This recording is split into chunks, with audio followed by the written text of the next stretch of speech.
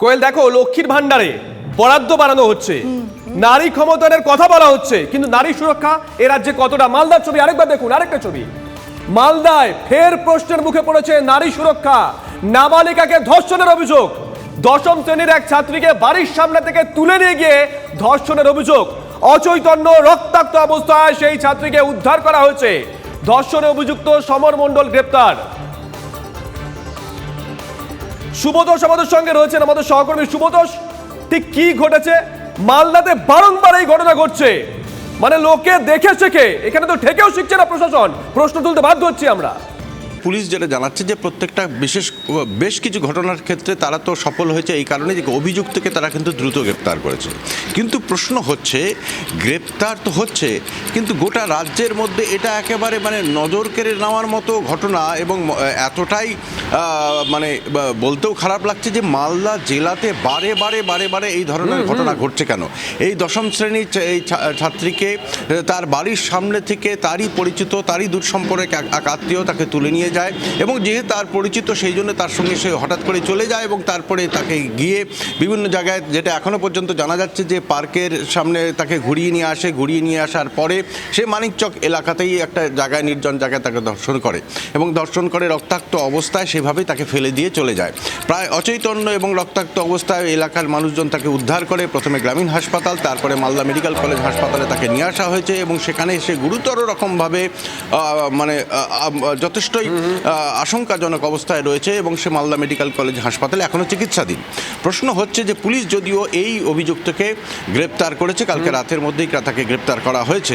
সব ঠিক আছে, পুলিশ গ্রেপ্তার করছে, পুলিশ এটাকে সাফল্য হিসেবে তুলে ধরতে যাচ্ছে শুভতোষ, কিন্তু একটা প্রশ্ন থেকেই যাচ্ছে যে বারংবার কেন এই ঘটনা ঘটছে? ঘটনা ঘটার পরে কি পুলিশ সক্রিয় হচ্ছে, নাকি সারা বছর ধরে নজরদারি থাকে? মানুষ প্রশাসনের ওপর একটা ভয়, ভীতি, আস্থা পুরোটাই রাখে। নজর থাকবে, নজর রাখো। পরে খবরে চোখ রাখি। রাজ্যপাল সংঘাত তো চলছেই, আর তারই মধ্যে নতুন মাত্রা যোগ হয়েছে শিক্ষামন্ত্রীর মন্তব্যে। আজ শিক্ষা আচার্যে অপসারিত বুদ্ধদেব সাউ, তাকেই এবারে যাদবপুর বিশ্ববিদ্যালয়ের উপাচার্যের চেয়ারে বসার বার্তা দিয়ে দিয়েছেন শিক্ষামন্ত্রী। দীর্ঘদিন ধরে আমরা দেখেছি যাদবপুরে কোনো উপাচার্য নেই, সমাবর্তন দেখেছি, অচলাবস্থা চলছে, বিশ্ববিদ্যালয়ে দৈনন্দিন কাজকর্ম আটকে রয়েছে, এই অভিযোগও সামনে এসছে। যাদবপুরের অধ্যাপকরা বলছেন যে তারা উপাচার্য চান, কিন্তু এই মুহূর্তে বুদ্ধদেব সাউ কি করবেন সেটাই এখন দেখার। তার তো বসার কথা, কারণ সুপ্রিম কোর্টের অর্ডার অনুযায়ী যারা এখন অবধি উপাচার্য আছেন তারা কেউ উপাচার্য নন, তারা অফিস টেক কেয়ার করছেন, তো তাকে সরিয়ে দেওয়ার কথা কেউই বলতে পারে না, আমরা দপ্তর থেকেও বলতে পারি না, সুপ্রিম কোর্টই একমাত্র পারেন। সুপ্রিম কোর্টের আদেশ লঙ্ঘন করে যদি আচার্য বা দপ্তর কেউ এখানে সুপারসিড করে বা ওভাররুল করে, সেটা আইন পরিপন্থী, এইটুকু বলতে পারি।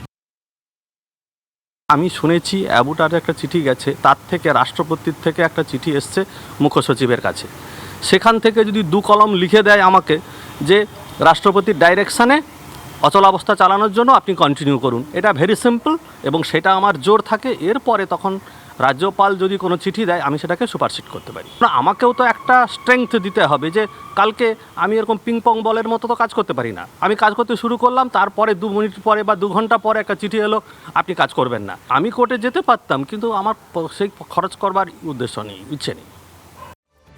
সুমন আমাদের সঙ্গে রয়েছেন, সুমনের সঙ্গে কথা বলি। সুমন, আমরা দুপক্ষে বক্তব্য শুনলাম, ব্রাত্য বসু কি বললেন আর বুদ্ধদেব সাউ কি বললেন। সত্যি তো এখন এই মুহূর্তে তাহলে তার কি করণীয়, কি করবেন তিনি? এটাই সবচেয়ে বড় প্রশ্ন। আমরা এর আগে খবর সম্প্রচার করছিলাম যে সন্দেশখালী উত্তপ্ত, যাদবপুর বিশ্ববিদ্যালয় কিন্তু অচলাবস্থার মধ্যেই পড়ে রয়েছে, এত রাজ্য রাজনীতির এত ঘটনা বয়ে যাওয়ার পরেও। যাদবপুর বিশ্ববিদ্যালয় আমাদের রাজ্যের গর্ব, দেশের অন্যতম 5 তারা বিশ্ববিদ্যালয়, সেখানে কোনো স্থায়ী উপাচার্য নেই, দীর্ঘদিন ধরে উপাচার্যহীনভাবে যাদবপুর বিশ্ববিদ্যালয় চলছে। এটা কি উচ্চশিক্ষার জন্য ভালো, আমাদের পড়ুয়াদের জন্য ভালো? এই প্রশ্ন থাকবে। বুদ্ধদেব সাউ, রাজ্যপাল তাকে বসালেন, রাজ্যপাল থেকে অপসারণ করলেন, এখন শিক্ষা দপ্তর বলছে যে তারই তো চেয়ারে বসার কথা, তারই তো কাজ চালানোর কথা। এদিকে বুদ্ধদেব সাউর অবস্থা হচ্ছে শ্যামরা কিনা কুল।